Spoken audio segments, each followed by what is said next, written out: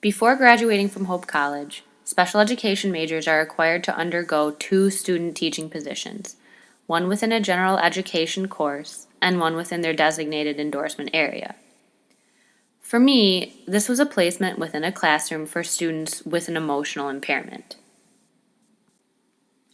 In order to gain all the experience I could, I decided to complete my endorsement within a school designated for only students with an emotional impairment. I knew this was going to be a challenge, but I was excited for all the opportunities and experiences that I would be able to gain. I was so excited to finally be a part of an environment that pertained to what I was studying in college. I'd be teaching grades 1 through 12, and the core subjects included elementary math, middle and high school sciences, and a technology course for high schoolers. Science has always been a difficult subject for me to grasp as a student. I was nervous to have to teach those subjects, especially chemistry. I'd explained this to my cooperating teacher, and she was supportive of my needs. She made sure that I knew she would be there to assist me if I needed any help. I was so eager to start my first day. The first day of student teaching, I was able to observe the students, learn about the school, meet the rest of the teachers, and the rest of the students within the school. I also learned that each classroom had its very own teacher's assistant. I wish I could tell you that the rest of my student teaching experience was a positive one. In fact, everything that could have gone wrong within a student teaching experience most likely occurred within mine. And that is the exact reason why my experience, or in this case experiences, were a powerful one.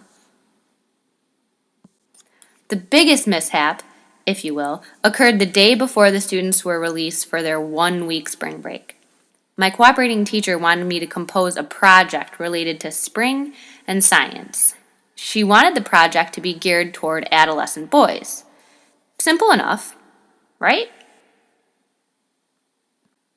I did some research and found a project called Green Snot. Perfect. I got the teacher's approval and began making preparations for the project. I had collected all the materials the night prior to the project day and also made sure that I had exact directions prepared for the students to use. Have you ever heard of the expression, the calm before the storm? Well, let me elaborate for you then. The first hour, students settled into their seats and waited quietly and eagerly as I passed out directions. They knew they were making something, and that brought out the best in them. Hands raised, quiet voices, attentive ears. I got this, I thought to myself. But then the clouds started to hover. These directions are too difficult for all of our students to read, my cooperating teacher was instructing me. I offered to retype them or put them in on the overhead, but at this point, I was unprepared. It was too late to revamp the project. We had to start. I walked the students through the green snot project and their goopy substances started to form. I had forgotten the most important step toward educating students, especially within this environment. I forgot to go over the rules and consequences for breaking the rules. It was too late. The storm had arrived and it was aggressive. The snot was on the floor, the materials were scattered about everywhere, and a fight had broken out between a student and an assistant teacher. My cooperating teacher quickly assessed the situation, and all was calm. I was ashamed that my project had not gone the way that I had planned.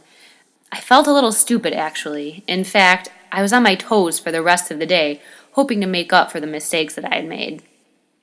I had everything I needed, but I wasn't as proactive as I should have been. I didn't ask myself the what-if question.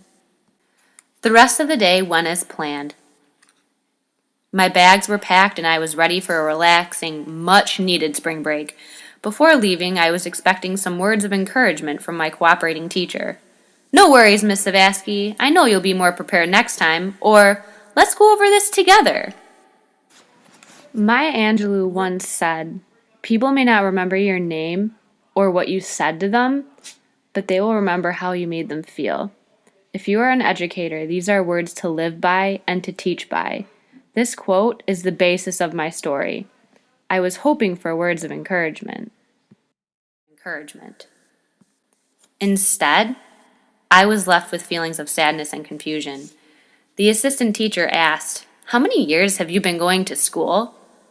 "Almost 4, and I'll be done," I said. "Well, I'm really sorry to say this, but teaching is just not your thing. You're still young. You can find something different." Those words burnt my throat as I swallowed them. I understand I made a mistake, but I expected the supporting teacher to be, well, supportive. I couldn't imagine trying to stop someone from accomplishing one of their goals or trying to stop someone from doing well within their occupational setting. I cried the whole way home. I felt incredibly useless. I wrote my supervising teacher an email describing my day, how disappointed I was, and what was said to me. Because of how upset I was expecting the message back to be just as upsetting or discouraging. I waited a few days and finally got a response. My supervising teacher was more than encouraging. She was empowering. "Susan, do you know what you need to do? You need to put on your positive pants. You need to put on those pants that say everything but nothing at all. Those pants that say, 'You got this. I've seen you teach and you can do this.'" And I did just that.